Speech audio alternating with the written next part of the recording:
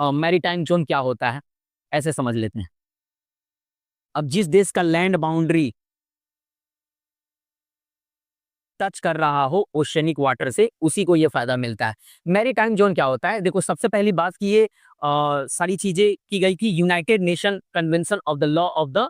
सी, जो 1982 में लगभग मोर देन 150 कंट्री के जो हेड्स ऑफ द स्टेट्स होते हैं, जैसे प्रेसिडेंट, प्राइम मिनिस्टर, ये सारे लोग एक जगह मिलते हैं और ये यूएन क्लॉज जो होता है बनता है। यूएन क्लॉज का मतलब होता है United Nation convention of the law of the sea, और इस पे लगभग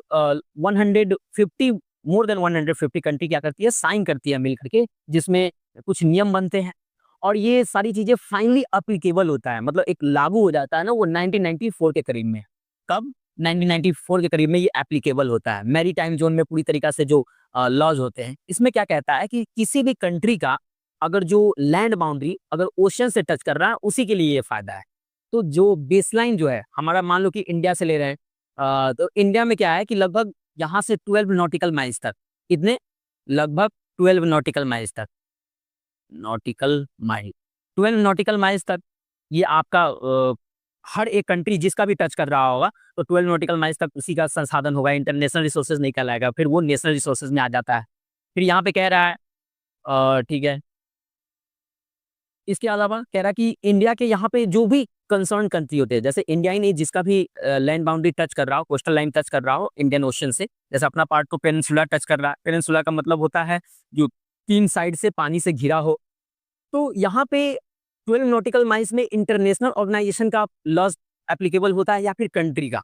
तो 12 नॉटिकल माइल्स जिसे हम लोग टेरिटोरियल वाटर बोलते हैं, तो वहां पे पूरी तरीका से कंट्री का, कंसर्न कंट्री जिस कंट्री से टच कर रहा होता है, उसी कंट्री का 12 नॉटिकल माइल्स तक लॉज जो एप्लीकेबल होते हैं। ठीक है, सारे लॉज जो कंट्री के एप्लीकेबल लैंड पे होते हैं, वही वहां पे 12 नॉटिकल माइल्स पे भी एप्लीकेबल होता है। इसके अलावा दे रखा है, जब 12 नॉटिकल माइल्स हो जाता है, इसके अलावा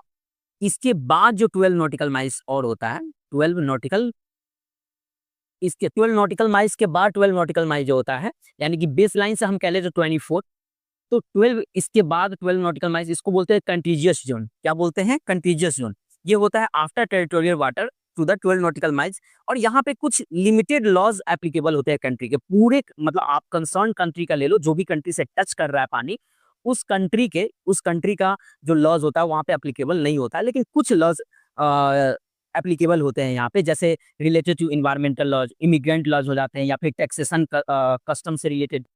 ऐसे समझ लीजिए, जैसे आपके घर के बाहर आपने कुछ बाउंड्री छोड़ा, तो वो आपने खुद छोड़ा और बोला कि भाई हम यहाँ पे गार्डनिंग वगैरह करेंगे, लेकिन उसके जस्ट आगे कुछ और 12, जैसे उसके जस्ट आगे आपके कुछ जो बाउंड्री आप घर के आगे छोड़ते हैं, उसके आगे क्या होता है, मान लो रोड वगैरह होता है, तो रोड आपका नहीं होता है, लेकिन जब यदि कोई कचरा वहां पे फेंक देता है, गार्बेज वगैरह फेंक देता है, आप क्या कहते हो कि मत फेंको, इसलिए क्योंकि आप कंसर्न होते हैं उससे, ठीक है, कि हम मेरे घर के सामने मत फेंको, है नहीं आपका, लेकिन तो इसी प्रकार से 12 नॉटिकल माइल्स तक ये आपका होगा,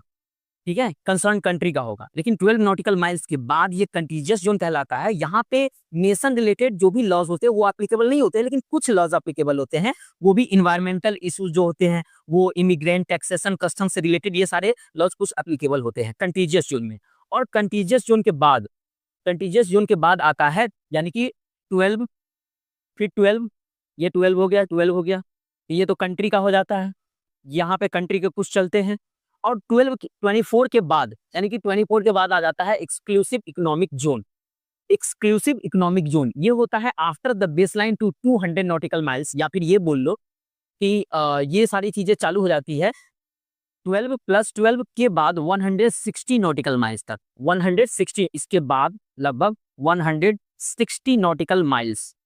तक आपको कहलाता है एक्सक्लूसिव इकोनॉमिक जोन। यहाँ पे क्या होता है कि पूरी तरीका से जो कंट्री से ये टच कर रहा होता है बाउंड्री, मतलब जिस कंट्री से, कंसर्न कंट्री से 176 नॉटिकल माइल आप देख रहे हैं, यहाँ पे उस कंट्री के पास कुछ राइट्स होते हैं, पूरे राइट्स नहीं होते, लेकिन कुछ राइट्स होते हैं, जैसे फिशरीज कर सकते हैं, अपने इंडिया के ले लो तो जैसे पेट्रोलियम, नेचुरल गैस हो गया, पॉलीमेटेलिक नोडल्स हो गया, ये सारी चीजें हम लोग वहां से एक्सट्रैक्ट कर सकते हैं, उस कंट्री का, कंसर्न कंट्री का वहां पे राइट्स होता है।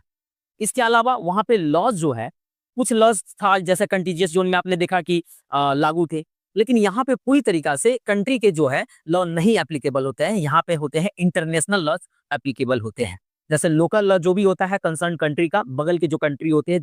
टच करते हैं उसका एप्लीकेबल नहीं होता है। और एक्सक्लूसिव इकोनॉमिक जोन यानी कि आप कह लो तो एक कंट्री के बेसलाइन से 200 नॉटिकल माइल्स या फिर कंटीजियस जोन के बाद बोलो 176 नॉटिकल माइल्स के बाद आता है आपका वो होता है ओपन सी, जिसे हम लोग बोलते हैं इंटरनेशनल वाटर या फिर हाई सी के नाम से भी जानते हैं, ओपन रीजन के नाम से भी जानते हैं। अब इसमें पूरी तरीका से ये इंटरनेशनल रिसोर्सेज होता है। अगर किसी को यहाँ से कुछ भी करना हो, कुछ भी एक्सट्रैक्ट करना हो या फिर कोई भी ऐसा एक्टिविटी करना है तो फिर वहां पे इंटरनेशनल ऑर्गेनाइजेशन से क्या करना पड़ता है, परमिशन लेना पड़ता है। ठीक है। और यहाँ पे दे रखा है कि यहाँ पे बहुत सारे कंट्री परमिशन लेकर कुछ करते हैं, जैसे उनको फ्रीडम ऑफ नेविगेशन होता है या फिर फ्रीडम ऑफ ओवर फ्लाइट होता है, रिसर्च कर सकते हैं, फिशरीज वगैरह, ये सारी चीजें परमिशन लेकर के इंटरनेशनल ऑर्गेनाइजेशन से कर सकते हैं आफ्टर 200 नॉटिकल माइल्स। ठीक है, ये था आपका पूरी तरीका से